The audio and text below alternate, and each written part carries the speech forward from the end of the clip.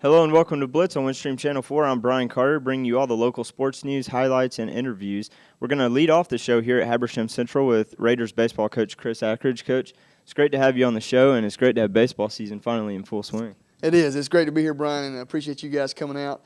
It is great for baseball season to be here. Just looking for some baseball weather. That'd be nice if we could get that. It would. It's not cooperating right now. But, Coach, this is your first year as a head coach, and you had 3-4 years as the assistant coach. Mm-hmm. Talk about the changes you've had to make going from being an assistant into your first year as head coach. It is different. I was here for 4 years as an assistant. I coached JV for a couple of years, and was a varsity assistant for a couple of years. I had the opportunity to coach before moving here. Coached for 5 years in South Alabama, and got a chance to coach in a great program down there, and learned a lot from an outstanding coach down there. And so this is actually my 10th year of coaching high school baseball, and as a head coach, it is a different role. As far as the biggest difference, it's really hard to say, but I would say just the day-to-day administrative type things that I was anticipating going into the job, but really no way to be prepared or to know exactly everything you're going to run into. But it's just been different. It's definitely been a time of transition, but our players and our parents alike and the administration here at the school and the county level has been great and made it a smooth transition, so I'm enjoying it.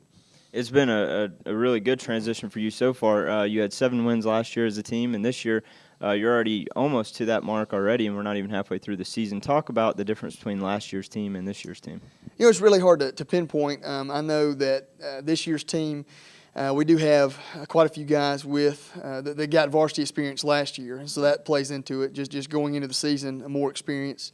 But we really had a great offseason. Our kids worked extremely hard this offseason, even going back to August. Started in August, and I guess technically started back in last June with our summer baseball program, and then when school started back, August and September, we had some morning workout sessions, 2 days a week.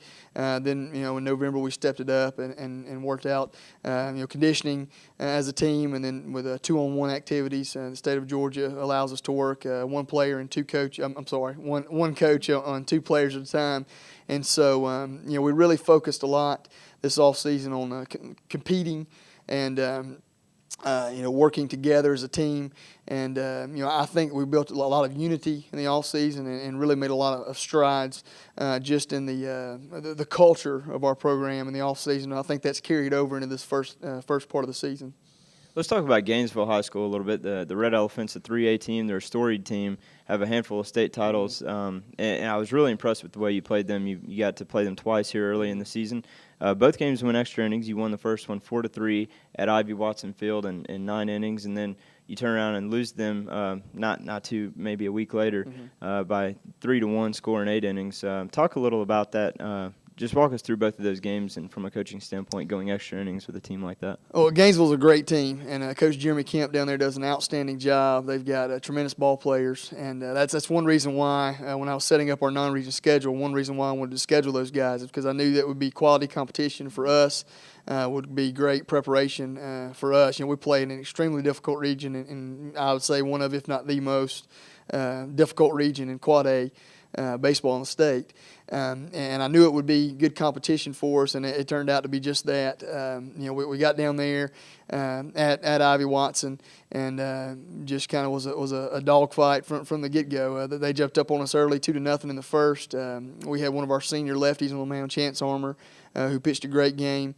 I believe he went 5 innings, and then Jacob Vermillia came in relief of him. We were actually down 3-2. In the top of the 7th, had a suicide squeeze. Senior Avery Dodd laid down the squeeze bunt with Dylan Charles on third, another senior, to tie it up in the top of the 7th, and then ended up going 9 innings, like you said. Top of the 9th, we had Austin Schmidt, junior shortstop, on second base, and Adam Barlow at the plate, junior second baseman, had a base hit to right field to drive in the go-ahead run, the eventual winning run, in the bottom of the 9th. Drew Stevens, who's a junior pitcher, came in and closed it out, 3 up, 3 down. It was a great win. Really a pitcher's duel, and just extremely proud of our guys. They jumped up on us early, like I said, 2 runs in the first.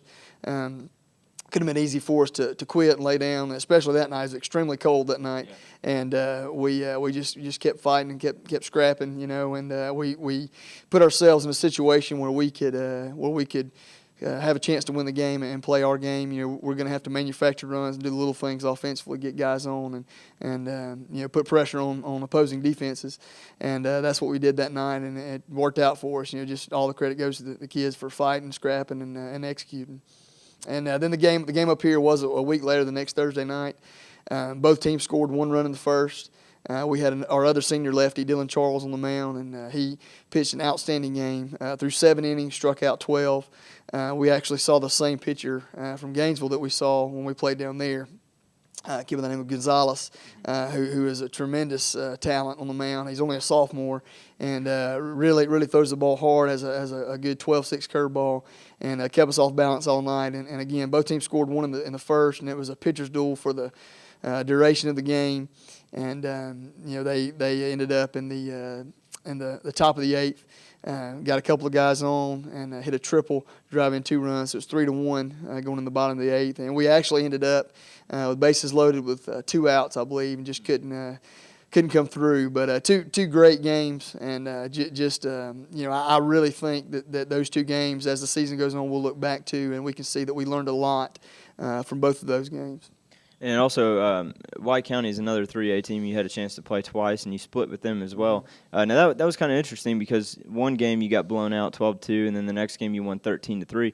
What was the difference between playing them in the same week and one game you get blown out, the next week you blow them out? Is that you capitalize on their weaknesses, or did you just kind of fix problems that you had as a team? Or? Well, White County is another great team, tremendous team, especially their pitching. Second to none. They've got a couple of guys down there that can really throw it well. And Coach John Brown down there does a great job. And again, I knew that back at the beginning of the school year when I scheduled those guys. I knew that it was going to be quality competition for us. And we played them at White County the first game. It was actually a couple of days after the big win at Gainesville. And they pieced together a couple of big innings off of us, and got up. And we just couldn't get the bats going again. Their pitching is outstanding, and they just kind of ran away with it. Ended up 12-2, and we throughout the next week we ended up playing them the following Saturday. Obviously we had a couple of games between that game and the second time we played them. We played East Hall and then Gainesville. Second game against Gainesville, but we really wanted to go out and make a statement with the second game against White. I think our guys kind of went on the field with a chip on their shoulder, like they had something to prove. And it was really just a reversal of the first game. We had a couple of big innings, and they didn't. Chance Armour pitched that game for us through a complete game, 6 innings. We ended up run rule in the 6th, and he had an outstanding night. Only gave up 3 hits, I believe. Only walked a handful of batters, and so he really did a good job of keeping their hitters off balance. And because they have some talented hitters as well, and the 3 hits that they did have were hit pretty hard. But Chance did a great job, and defense did a great job playing behind him. So. And lastly, the last 7 AAA team you got to play twice was East Hall, and really had no problems with them. You beat them 17-2, 15-5. Not so much those games, but you go 4-2 against the 3A teams there in your non-region schedule. What's been the biggest difference when you see 3A competition, then you jump up to 4A competition? Well, I'd say the biggest difference is probably the depth of the teams that we'll start playing now as we enter region play. Again, we saw some great 3A teams. And I wanted to schedule those guys because we don't get to play them in our regular region schedule. We don't have very much room in our schedule to play. We play 20 region games. So the majority of our schedule is a region schedule, 20 region games. But I would say the difference is probably the depth of the other teams in our region. Again, our region, Region 8, Quad A, is one of the toughest in Quad A baseball in the state of Georgia. And, as we go throughout the region schedule this year, and, I've seen it for several years now, I think that's probably the biggest difference. You end up with teams, whereas, some 3A teams maybe have a couple of solid pitchers. You see some of the guys in our region, some of the teams, have 3 or 4. Really, quality pitchers, and whereas in 3A teams, you may have about 4 or 5 guys in their lineup that are really a threat at the plate. teams we'll be playing in our region. Like Wanda Barrow, for instance, who our first region game was against. Those guys, 1 through 9, they're all a threat at the plate. And, if you make a mistake, they'll make you pay. So I'd say just overall there's less margin for error. Now, you got 7 seniors on your roster this year. How important is it or how much pressure is there for them to win now with such a senior-laden team like you have? I don't know that there's necessarily a ton of pressure on those guys or myself. We're not really concerned with that. We're just going out and trying to change our program. Historically, our program has struggled to compete on a consistent basis, and our goal is to go out and to prove to other people that we can compete. That we can be above average. And so I think that's what our seniors are trying to prove. That's the legacy they want to leave. They want to be the start of a new era of Habersham Central baseball. And as far as pressure goes, maybe there is pressure in the eyes of some, but I don't think that our seniors necessarily feel that. And I think we're just trying to go out and change our program. Now, as big as that senior class is, 7 on a team is quite a bit. But then next year, you should have about 12. You have 12 juniors on the roster at this point. So, barring anything changing there, you're going to have 12 seniors next year.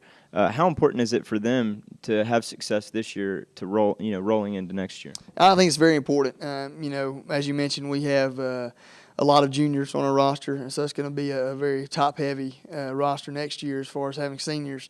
And actually, the majority of our starters are juniors. Our seniors, definitely contribute and are a huge part of our team.